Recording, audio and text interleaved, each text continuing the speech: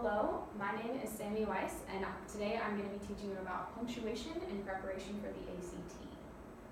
So what we're going to be doing is we're going to identify the following forms of punctuation. We've got comma, dash, colon, apostrophe, period, and semicolon, and then we're going to write some sentences using that appropriate punctuation and understand how it's used in the ACT.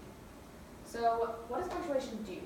Sentences are made up of clauses and phrases, and punctuation acts as the glue that sort of keeps those together. And without punctuation, then you get run-on sentences and sentence fragments. And here's some examples of those right now. The first one is two independent clauses that are not separated by punctuation, and our second example is not an independent clause, so that's what makes a sentence fragment. So first we're going to talk about stop punctuation. And stop punctuation is used when the reader needs to come to a complete stop in the sentence. So types of stop punctuation, we've got period, semicolon, and a comma followed by coordinating conjunction. So first we're going to talk about semicolons and periods. Semicolons and periods act the same, so you can use them interchangeably, and they separate two independent clauses. So we've got our run-on sentence at the top, and then we fix that both with a period and a semicolon. So our two independent clauses are Betty ran to class and she was late. And for now we're going to do commas, and commas can be used when semicolons and periods can't be used. So semicolons and periods can only be used with two independent clauses, but commas can be used for other things as well. So the main ways that commas are used are going to be after an introductory idea, before and after unnecessary information, after every item in the list, and between a list of two things. So we're going to go through those right now.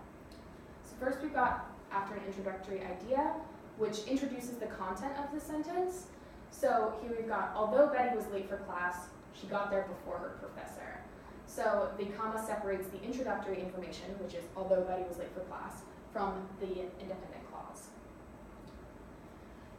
You can also use commas before and after unnecessary information. So here we've got an example of Betty got to class before her professor, Dr. Allison Brown, and the unnecessary information there is the name of Betty's professor, because we don't need to know that in order to understand the sentence.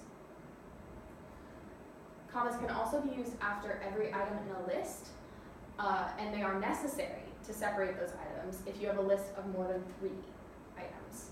So here we've got all of Betty's professors, and as you can see, each one is separated by a comma.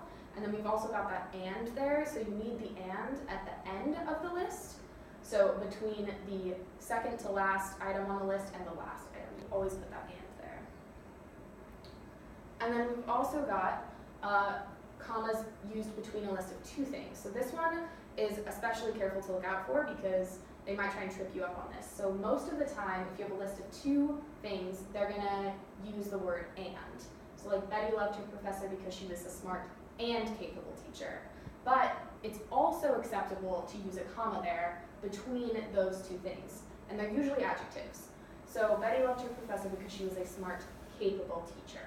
So either of those is okay, and that's really good to look out for. And commas can also be used as stop punctuation if they're followed by a coordinating conjunction.